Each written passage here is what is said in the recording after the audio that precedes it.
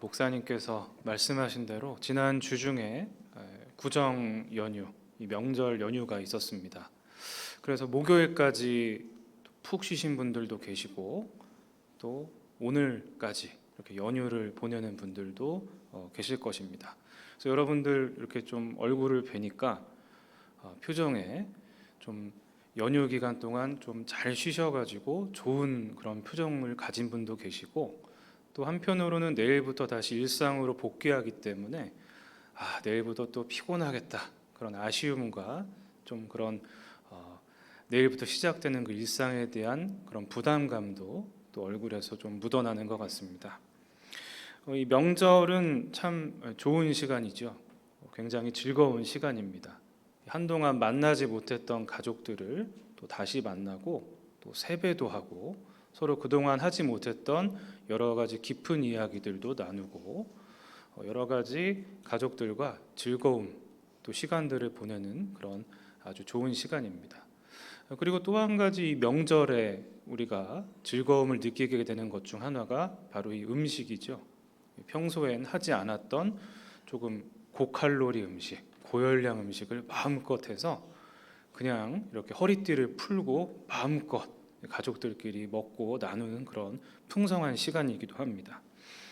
그래서 이 연휴가 끝날 때쯤 되면은 대부분의 그 분들의 마음속에 이제 나 음식 좀 그만 먹고 싶다, 이제 한 끼는 안 먹어도 될 것 같은데 좀 먹더라도 가볍게 먹고 싶다, 좀 이런 생각이 가득해지곤 합니다.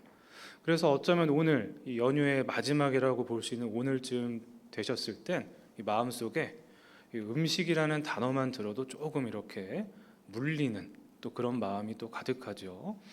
그런데 공교롭게도 오늘 우리가 마주한 이 설교의 제목은 이 음식에 관한 것입니다.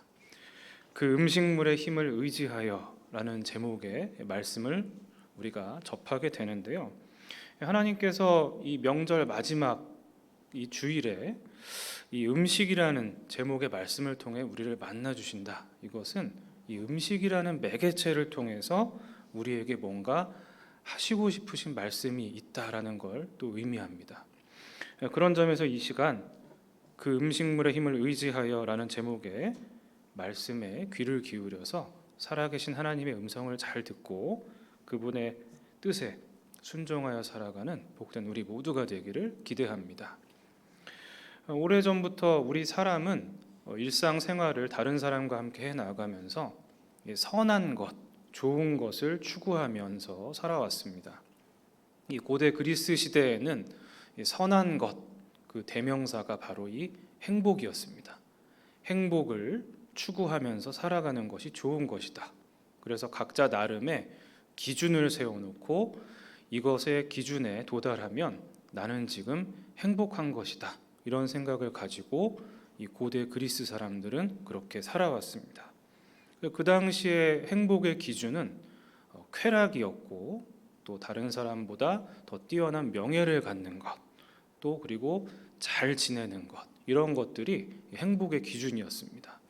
그래서 정말로 삶 가운데 내가 즐거움을 느끼고 또 안녕을 느끼고 명예를 얻게 되면 나는 행복한 사람이구나, 이런 생각을 가지고 이 고대 그리스 사람들은 살아왔었죠.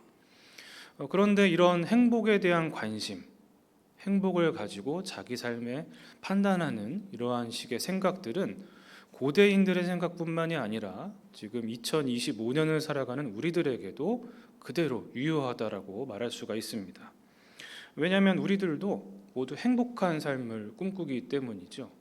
모든 분들이 각자 나름의 행복의 기준을 설정해 놓고 그 기준에 부합하면 나는 행복할 거야, 혹은 나는 지금 행복해. 그 기준에 부합하지 않으면 나는 행복하지 않다, 이런 판단을 하면서 살아가곤 합니다. 저는 그런 행복에 대해서 많이 좀 고민을 하고 또 다른 사람들과도 이야기를 좀 많이 하는 편인데요. 제가 지금 한 대학에서 교목으로 일하면서 여러 가지 연구 활동을 하고 있습니다. 그래서 제가 일하고 있는 대학에서는 기독교 대학이기 때문에 이런 식의 예배를 학생들에게 다양한 형태로 제공을 하고 있습니다. 200명씩 드리는 예배도 있고요. 500명 모아놓고 하는 예배도 있는데 특별히 10명씩 학생들을 제가 이렇게 모아가지고 10명씩 놓고 하는 그런 소규모 예배도 있습니다. 그런데 문제는 이렇게 우리 예배를 드리시는 성도님들처럼 다들 교회에 나오는 그런 그리스도인이면 좋겠지만 일반 대학이기 때문에 90% 정도가 교회에 다니지 않는 학생들입니다. 그래서 그런 학생들에게 이 소규모 예배, 소규모 채플이라는 거는 굉장히 어려운 시간이 될 수가 있겠죠. 그래서 제가 학생들과 10명 학생들 이렇게 모아놓고 예배를 이렇게 드리지만 학생들과 그 메시지를 전하면서 다양한 그들의 속마음을 풀어내는 이야기들을 많이 나누려고 노력을 합니다. 그래서 언젠가 한 주간에는 이 행복이라는 주제로 이야기를 깊게 좀 나누었습니다. 학생들이 생각할 때 자신의 행복의 기준은 무엇이냐 이렇게 질문을 하고 서로 대화를 했는데 놀랍게도 대부분의 학생들이 이 경제적인 풍요를 그 답으로 내놨습니다. 경제적으로 풍요로워야 행복한 것이다 이런 생각을 갖고 있었던 것이죠. 그리고 뒤이어서 학생들에게 그러면 내가 목사니까 우리 학생들을 위해서 기도해 줄 테니까 소원이나 뭐 바라는 게 뭐가 있냐 이렇게 물어봤더니 놀랍게도 로또 1등 당첨을 얘기하는 그런 학생들도 있었습니다. 그래서 제가 하나님께서 그 기도를 전국에서 한 최소 1,000만 명 이상이 그 기도 제목을 내놓을 텐데 고민이 많으시겠다. 하지만 내가 기도해 줄게 하면서 이렇게 기도해 줬던 그런 기억이 있습니다. 여기서 알 수 있듯이 젊은 세대들이 경제적인 풍요에 대한 관심이 참 많은데요. 이 젊은 세대뿐만이 아니고 우리 대부분의 관심이 또 거기에 있을 거라 생각을 합니다. 경제적으로 풍요로워야 행복하다. 또 혹은 직업적으로 성공해야 행복하다. 혹은 건강해야 행복하다. 또 장수해야 행복하다. 다양한 기준들을 우리가 다 가지고 살고 있습니다. 그런데 안타깝게도 우리는 대부분이 이런 행복을 꿈꾸면서 각자의 기준을 가지고 살아가고 있지만 안타깝게도 대부분 행복감을 느끼지 못하고 살아갑니다. 왜냐하면 우리 현실에선 이 행복과 반대되는 어려움과 고난이 정말 적지 않게 시시각각 찾아오고 있고 그 어려움과 고난 때문에 우리가 가지고 있는 그런 행복에 대한 소망들이 현실화되지 못하는 것을 너무나 많이 경험하고 있기 때문입니다. 그런데 우리 기독교인들은 이런 어려움과 고난 속에서도 분명히 희망을 가지고 있죠. 일반인들은 이런 어려움과 고난에서 희망을 찾지 못할 수도 있지만 우리들은 희망을 가지고 있습니다. 왜냐하면 하나님께서 어려움과 고난 속에 있는 우리들을 결코 외면하지 않으시고 우리의 삶에 개입하여 주시고 우리를 도와주시기 때문입니다. 이것은 우리가 경전으로 삼고 있는 이 성경에 정말 여러 부분에서 이러한 내용들이 증명이 되어 있습니다. 대표적인 예로 하나님께서는 이집트의 통치하에서 굉장히 압제를 당하고 있던 이스라엘 백성들의 상황을 보시고 그들의 기도를 또 들으셨죠. 그래서 그들의 삶에 개입하여 주셨습니다. 그들을 압제에서 꺼내서 젖과 꿀이 흐르는 새로운 땅으로 그들을 인도해 주신 것을 우리가 알 수가 있습니다. 그런데 하나님은 이스라엘 백성들만 사랑하신 것이 아니죠. 이 모든 인류, 우리 한국 사람인 우리들까지도 모두 다 사랑하고 계십니다. 그래서 어려울 때 우리의 삶에 개입하여 주시고 우리를 도와주십니다. 그 단적인 예를 성경 한 구절에서 우리가 찾을 수가 있는데요. 요한복음 3장 16절 말씀을 함께 보겠습니다. 제가 읽겠습니다. 하나님이 세상을 이처럼 사랑하사 독생자를 주셨으니 이는 그를 믿는 자마다 멸망하지 않고 영생을 얻게 하려 하심이라. 아멘. 하나님께서는 이 모든 인류를 사랑하셨습니다. 그래서 죄의 길에 빠져 있는 이 인류를 구원하기 위해서 우리의 현실에 개입하셨습니다. 바로 이 하나뿐인 아들 예수 그리스도를 이 땅에 보내서 죽게 하심으로 죄의 현실에 있는 우리들을 구해 주시고 새로운 삶의 시작을 우리에게 제공해 주셨던 것이죠. 이처럼 단적으로 이 두 가지 예에서만 보아도 하나님은 분명히 어려움과 고난 가운데 있는 사람들을 절대 외면하지 않으신다는 것, 도와주신다는 것을 확인하게 됩니다.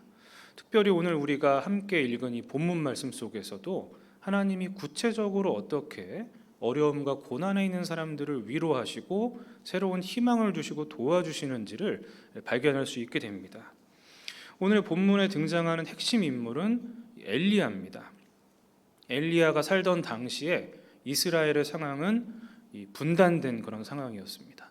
북왕국 이스라엘과 남왕국 유다, 이렇게 두 개 나라로 나뉘어진 그런 상태였죠. 그런데 이 엘리야는 잘 아시는 것처럼 유명한 예언자입니다. 예언자가 활동하게 된 거는 사실 굉장히 가슴 아픈 배경과 사연을 하고 그 뒤에 두고 있습니다. 방금 말씀드렸던 것처럼 하나님은 이스라엘 백성을 이집트에서 꺼내 주셨죠. 그리고 새로운 땅으로 이끌어 주셨는데 그 과정에서 놀랍게도 이 하나님은 이스라엘 사람들과 하나의 계약을 체결을 하셨습니다. 하나님께서 이스라엘 사람들의 하나님이 되어주시고 이스라엘 사람들은 하나님의 백성이 된다. 이 두 가지 약속이 담겨져 있는 계약이었습니다.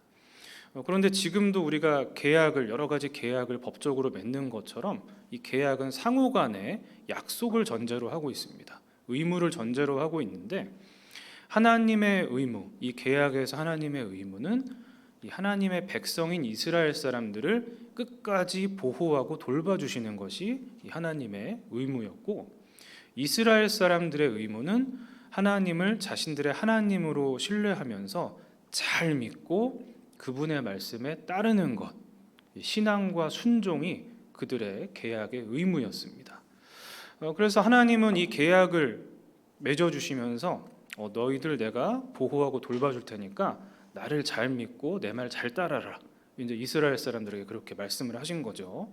그리고 굉장히 추상적으로 그들에게 나 잘 믿어라 이렇게 말씀하신 게 아니고 구체적으로 어떻게 해야 잘 믿는 것이고 잘 그분의 말씀을 순종하는 것인지 알려주시기 위해서 이 율법이라는 구체적인 지침까지 그들에게 제공을 해주셨습니다. 그러니까 이스라엘 사람들은 이제 이 율법을 가지고 하나님을 잘 믿고 잘 따르면 모든 게 다 만사형통하고 풀리는 그런 상황에 있게 된 것이죠.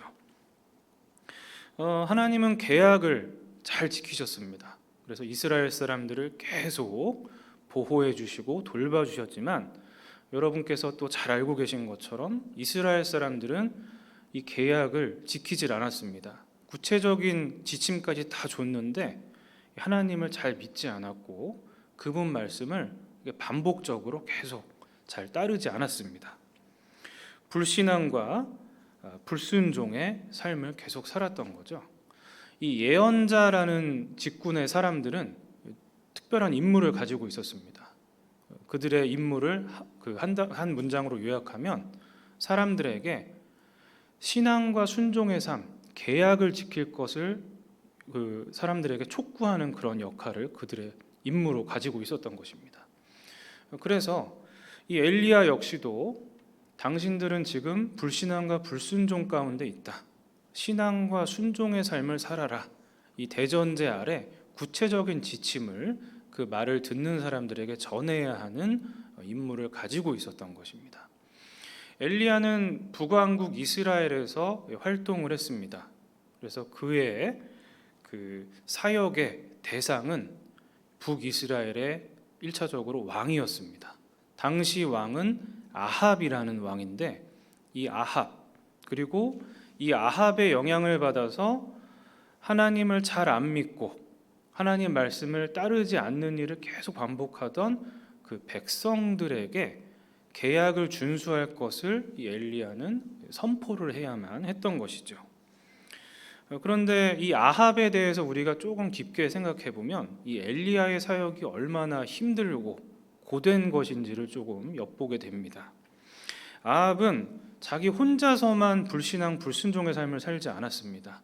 그 아내와 쌍을 이뤄서 아주 이렇게 둘이 똘똘 뭉쳐가지고 한 마음과 한 뜻이 돼서 하나님 앞에 불신앙과 불순종의 삶을 살았습니다.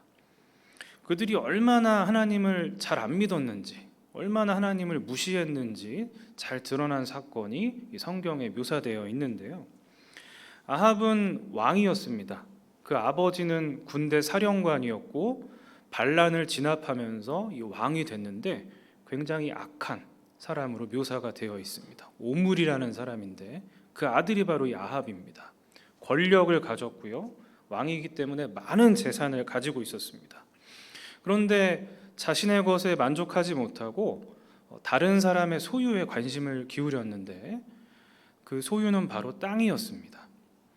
나봇이라는 사람이 가지고 있는 포도원이 자기가 너무나 탐이 났던 거예요. 거기다가 내가 이 채소를 이렇게 심으면 너무 풍성하게 잘 열릴 것 같은데 저 땅 내 거였으면 좋겠다, 이런 생각에 이 나봇에게 그 땅을 팔라고 얘기를 했습니다. 값을 잘 쳐줄 테니까 나한테 그 땅을 넘겨라. 그런데 이 나봇이 놀랍게도 그 왕의 명령을 거절합니다. 왕의 제안을. 우리 입장에서는 어떻게 왕이 얘기했는데 그거를 거절하나, 이렇게 생각을 하지만 이 나봇에게는 이 신앙적인 근거, 하나님 말씀과 관련된 분명한 근거가 있었습니다. 우리로 치면 법적인 근거였어요.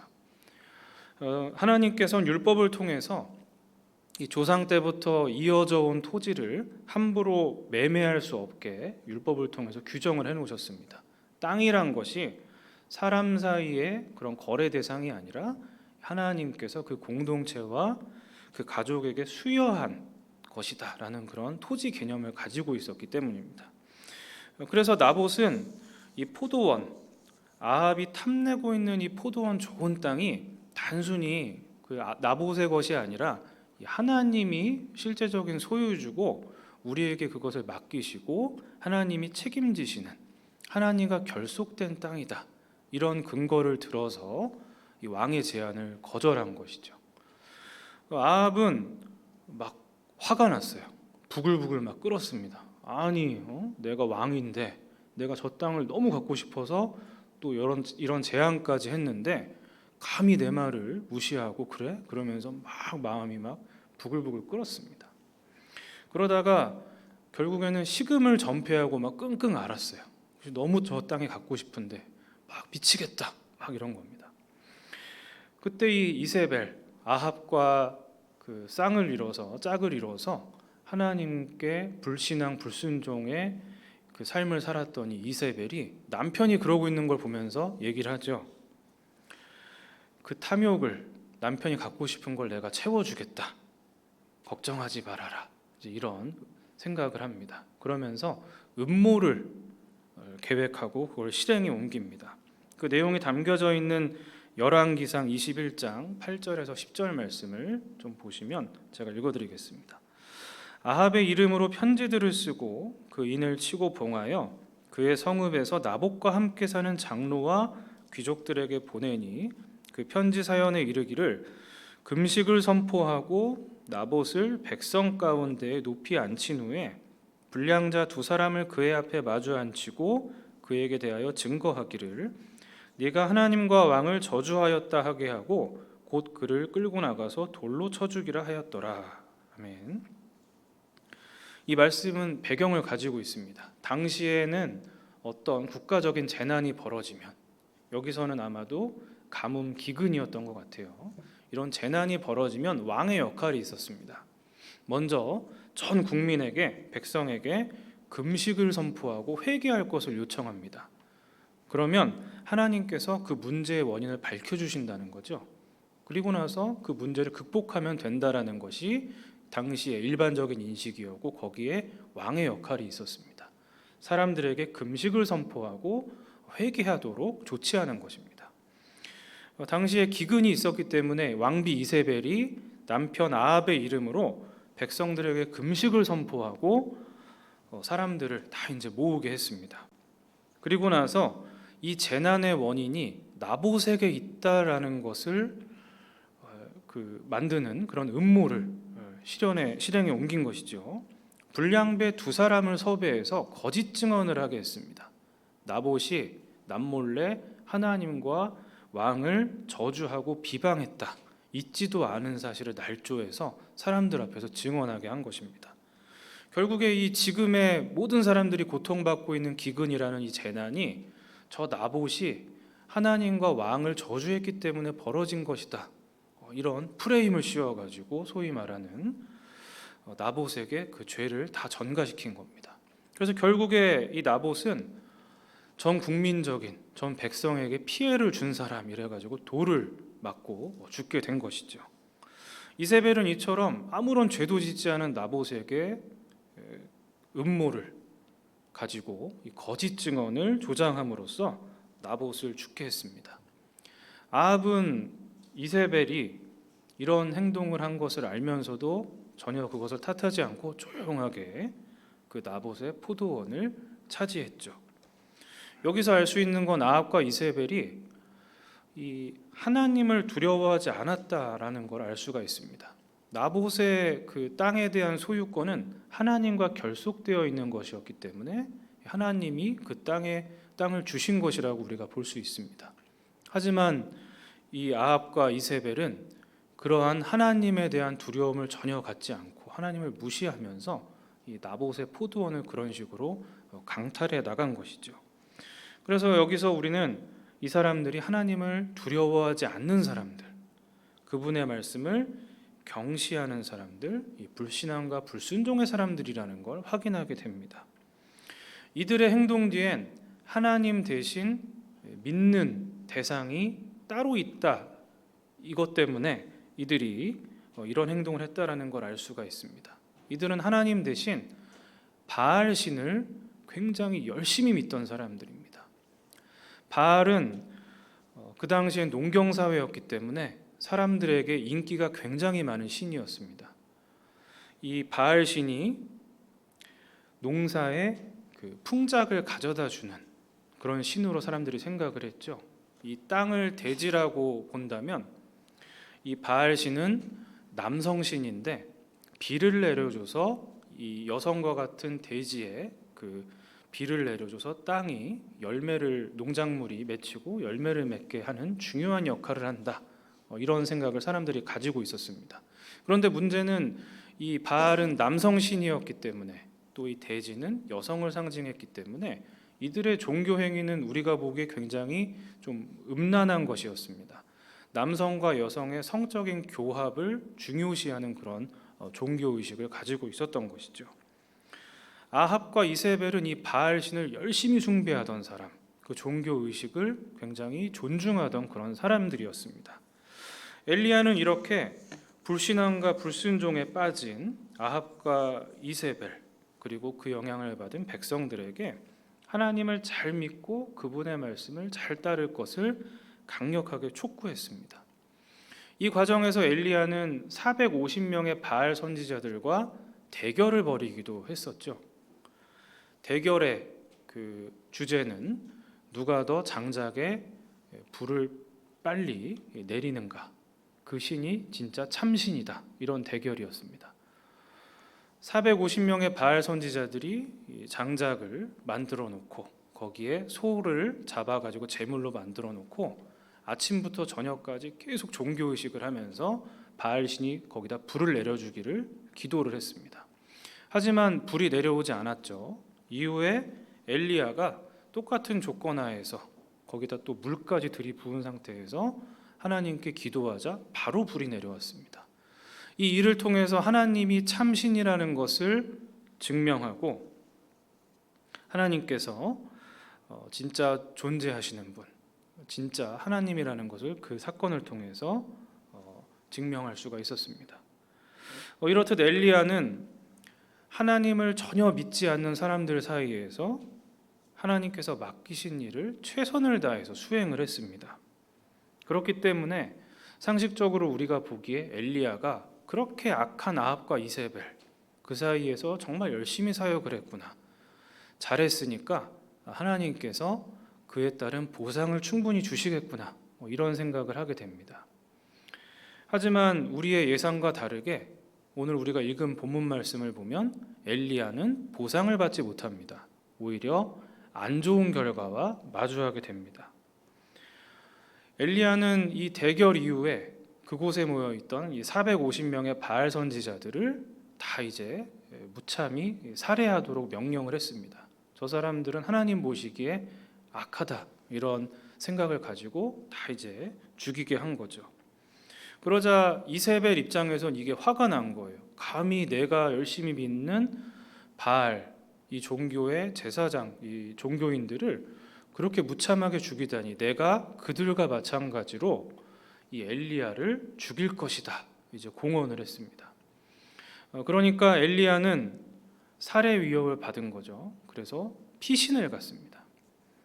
피신을 갔는데 이때 엘리야가 우리가 오늘 읽은 본문 말씀 거기서 알 수 있듯이 굉장히 답답한 마음을 느낀 게 된 것입니다. 내가 정말 열심히 사역하고 하나님이 시키는 대로 열심히 했는데 나에게 주어진 결과가 이제 살해 위협이라니, 이제 이런 비참한 마음이 그 마음속에 가득했던 것이죠. 그래서 삶의 의욕을 상실하고 아주 우울한 상태로 한 로뎀나무 아래에 이렇게 누워가지고 그냥 무기력하게 잠을 계속 청했던 것입니다. 심지어 이 엘리야는 자기 생명이 다하면 좋겠다, 일종의 죽으면 좋겠다, 이 생각까지 하게 되는 그런 상황에 이르렀습니다. 삶의 의욕이 완전히 꺾여버린 것이죠. 이렇게 우울한 상태에서 잠든 엘리야에게 하나님이 천사를 보내셨습니다. 그리고 이 천사를 통해서 음식물을 그에게 가져다 주셨죠. 떡과 물을 가져다 주셨습니다. 두 번이나 그를 깨워서 이 천사가 하나님이 건네주신 떡과 물을 그에게 전달했습니다. 그러자 엘리야는 이 먹은, 오늘 제목처럼 그 음식물의 힘을 의지해서 다시 일어나서 40일을 걸어 하나님을 만나는 장소인 호렙산까지 갔다라는 것을 오늘 본문에서 우리가 확인하게 됩니다. 그런데 중요한 건 첫 번째로, 이처럼 하나님은 어려움과 고난, 또 낙심과 상심, 실망과 좌절 가운데 있는 사람을 외면하지 않고 찾아오신다는 것, 위로해 주신다는 것을 우리가 분명히 이 대목에서 알 수 있게 됩니다. 그런데 우리는 여기서 이 위로의 매개체 역할을 한 음식에 좀 주목해 볼 필요가 있습니다. 우리가 이 본문을 읽다 보면은 기력이 하나도 없다가 엘리야가 하나님이 주신 거 먹고 힘내서 다시 일어났구나, 이렇게 생각을 하게 되지만 이 음식은 사실 굉장히 깊은 의미를 가지고 있는 매개체입니다. 오늘 우리가 읽은 본문 말씀 앞쪽에 위치한 이 열왕기상 17장에 보면은 이 엘리야가 그 처음에 아합에게 하나님의 메시지를 전했던 이야기가 등장을 합니다. 17장 1절부터 나와 있는데요. 거기를 보면은 신앙과 순종의 삶을 이 엘리야가 먼저 아합에게 이제 선포한 그 이야기가 등장합니다. 그런데 이 엘리야가 그 당시에도 생명의 위협을 받았던 것 같아요. 그래서 피신을 갔습니다. 그때 하나님께서 까마귀를 보내서 이 엘리야에게 떡과 고기를 주셨습니다. 엘리야는 오늘 우리 본문 말씀에 등장한 것 외에 이전에 이미 하나님을 통해서 피신한 상태에서 하나님을 통해 뭔가 음식을 제공받은, 공급받은 경험이 이미 있는 것입니다. 그리고 나서 엘리야는 그 당시에 그 음식을 먹고서 하나님 명령에 따라 새로운 사역에 임했었습니다. 사르밧이란 지역에 가서 남편이 없는 여인의 신앙을 성장시키는 그 일에 엘리야는 투입이 됐었는데, 아마도 오늘 본문 말씀에서 엘리야는 이렇게 무기력하게 누워 있다가 천사가 음식을 가져다 줬을 때 그때 생각을 떠올렸을 겁니다. 그때 까마귀가 나에게 음식을 가져왔고 하나님이 보내주신 그 음식을 내가 먹고 일어나서 새로운 사역을 했었지. 그 기억을 떠올렸을 겁니다. 단순히 배고파서 기력이 없다가 음식 먹고 힘낸 것이 아니라 과거에 하나님께서 자신에게 주셨던 은혜의 기억을 거기서 떠올리고, 또 앞으로 나에게 하나님이 어떤 새로운 일을 맡기시겠구나, 이런 희망과 기대를 그 안에서 품었던 것입니다. 그런 점에서 엘리야는 이런 은혜의 기억과 또 새로운 은혜에 대한 기대 때문에 힘을 낸 것이다, 우리가 알 수가 있는 것이죠. 이 이야기는 우리에게 매우 중요한 교훈을 안겨줍니다. 우리도 삶 가운데 어려움과 고난을 굉장히 많이 겪게 됩니다. 성실하고 정직하게 내게 맡겨진 일에 최선을 다했음에도 불구하고, 특별히 하나님 명령에 따라서, 그 뜻에 따라서 내가 이 일에 헌신했음에도 불구하고 그 결과가 내 예상과 전혀 다를 때가 있습니다. 나는 이 일을 하면 어느 정도의 이런 좋은 결과가 있을지 알았는데 그런 좋은 결과는커녕 굉장히 좋지 않은 결과, 심지어는 사람들의 무시를 당하는 일도 있고, 기타 등등 우리의 생각과 전혀 다른 결과를 마주할 때가 있죠.